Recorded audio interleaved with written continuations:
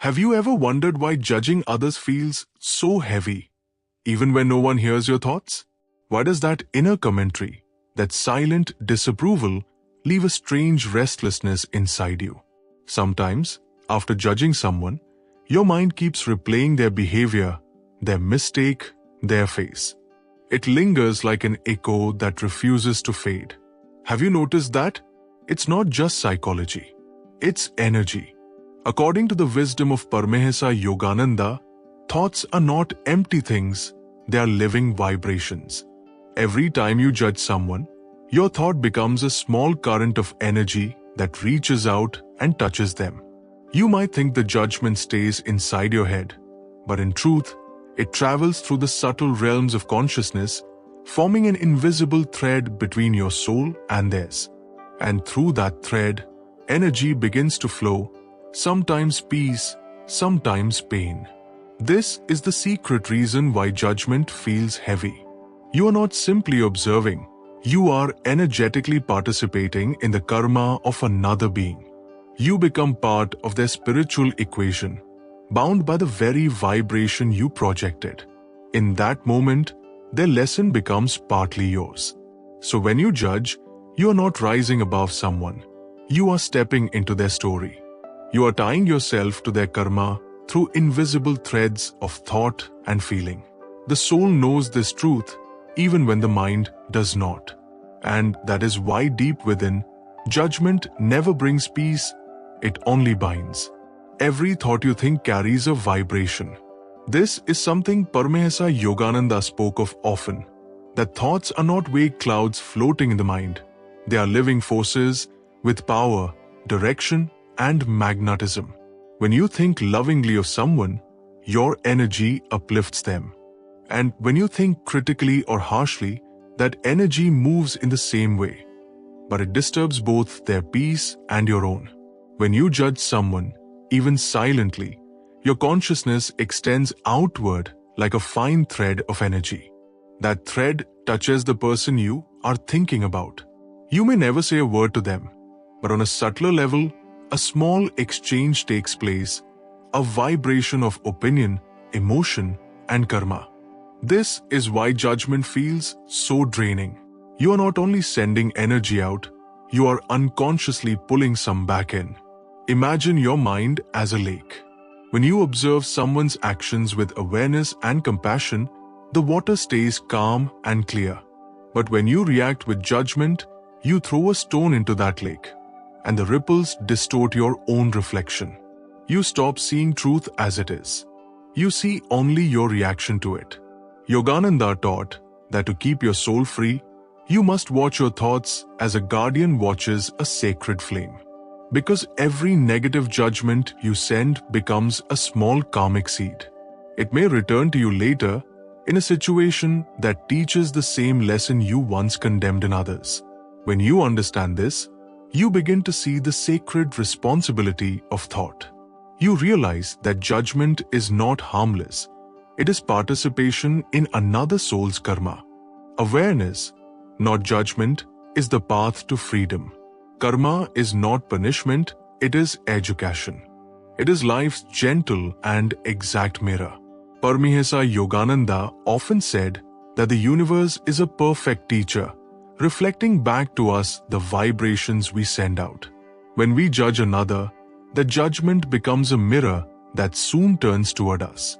The same lessons, the same tendencies, the same situations begin to appear in our own life, not to punish, but to awaken understanding. If you condemn someone's anger, life may later place you in a moment where you, too, must face your temper.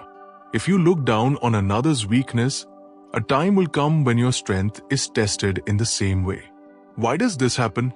Because the soul must learn empathy, not as an idea, but as an experience. Judgment closes the heart, while experience opens it. Karma ensures that we grow from the very things we once resisted in others. Yogananda explained that the law of cause and effect operates not only in our actions, but also in our thoughts. Every judgment creates a subtle vibration that must find balance. The universe, like a wise teacher, arranges situations to help us understand the truth from both sides, the judged and the judge. So when life brings to you the same behavior you once criticized, it is not irony, it is grace. The divine is saying, see how it feels, and learn to love through it. Once we understand this, we begin to replace criticism with compassion. We stop pointing fingers and start seeing reflections. The world becomes a spiritual mirror, showing us not who others are, but who we are still becoming. The ego is subtle. It loves to feel superior, even in silence. When we judge others, it quietly whispers, I would never act that way. I am better. I am more spiritual. But this whisper is the sound of separation, the sound of forgetting our shared divinity. Paramahansa Yogananda warned that the ego always seeks comparison because it survives on duality, on better and worse, right and wrong, high and low. The moment you compare, you divide. And the moment you divide, you step out of unity, which is the natural state of the soul. When you feel superior, you may think you are rising, but in truth, you are binding yourself to the very thing you look down upon. Superiority is another form of attachment. It keeps your awareness trapped in the vibration of judgment, far away from the peace of the spirit. Yogananda beautifully said, never condemn others. Every saint had a past, and every sinner has a future. This simple truth dissolves arrogance instantly. The person you judge today may be purifying faster than you, rising quietly in grace while you are busy comparing. The divine plays a long game, and the soul's story is full of surprises. When you realize this, humility blossoms. You begin to see that you are not better or worse than anyone. You are simply walking your own sacred path, just as others are walking theirs. Each soul is a spark of the same infinite light, only covered by different veils of experience. So whenever judgment arises, smile inwardly and say that too is God, learning in another form. This attitude frees you from the ego's illusion of superiority and returns you to the calm, loving center of your true self. Everything in this universe moves by vibration. Every thought, feeling, and intention sends out a wave that travels through the subtle realms and returns to us in matching form. This is the great vibrational law, like attracts like. Paramahansa Yogananda taught that your inner state magnetizes outer circumstances. You draw into your life what harmonizes with your mental and emotional frequency. When you judge someone, you lower your vibration. Your attention turns toward imperfection, resentment, or comparison. And in that moment, you tune your consciousness to those same energies. It is like changing the radio station of your soul. Whatever station you tune into, that is the music you begin to hear. If you focus on someone's darkness, your own energy begins to resonate with that darkness. Slowly, you start to feel drained, irritated, or negative, not because of them, but because of what you have chosen to tune into. Yogananda often reminded his disciples, your mental company is as powerful as your physical company. Even if you are alone, the thoughts you entertain become your unseen companions. If those thoughts are critical or harsh, you begin to live in their atmosphere. But if they are loving and understanding, your inner world becomes filled with light. This is why masters teach us to guard our consciousness carefully. When you hold loving thoughts, you raise your vibration and attract peace, clarity, and grace. When you slip into judgment, you attract confusion and conflict. The universe simply mirrors your frequency, not to punish, but to teach. So whenever judgment arises, pause and lift your vibration. Choose to see goodness. Choose to bless. Because every thought you send out becomes the energy that returns to you. Freedom begins the very moment you choose awareness over judgment. The path to peace is not found by closing your eyes to others' flaws, but by learning to see without condemning. Paramahansa Yogananda often said, "The more you love, the less you judge." Real perception is not blind. It is clear seeing guided by compassion. When you judge, your heart contracts. But when you observe with understanding, your heart expands. Instead of saying, "They are wrong," you begin to wonder, what pain might they be carrying? What lesson are they learning, just as I am learning mine? This shift transforms your energy from resistance to acceptance. Judgment separates, perception unites. Yogananda taught that every soul is a student in God's vast school of life. Some are in higher grades, some in lower, but all are learning under the same divine teacher. When you remember this, it becomes impossible to condemn anyone.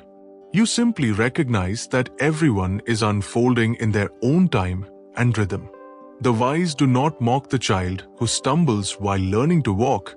They reach out in silent blessing. True perception is seeing through the eyes of the soul, beyond behavior, beyond personality, into the divine spark that lives in every being. When you look at others this way, you lift your consciousness above karma. You become the witness, not the participant.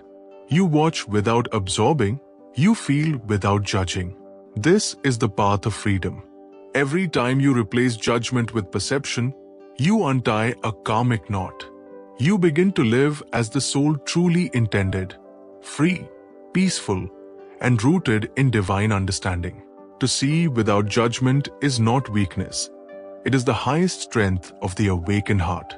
Spiritual freedom is not a theory, it is a daily practice. Each thought, each reaction, each moment of awareness becomes a small step toward liberation. Paramahansa Yogananda often reminded his students that spirituality is the art of living consciously. To stay free from the karma of judgment, we must live with gentle vigilance, turning awareness into a way of being. The first step is pause before you react. When judgment arises, don't rush to believe it. Take one conscious breath and silently remind yourself, this too is a soul on its journey. That breath breaks the chain of habit and restores clarity.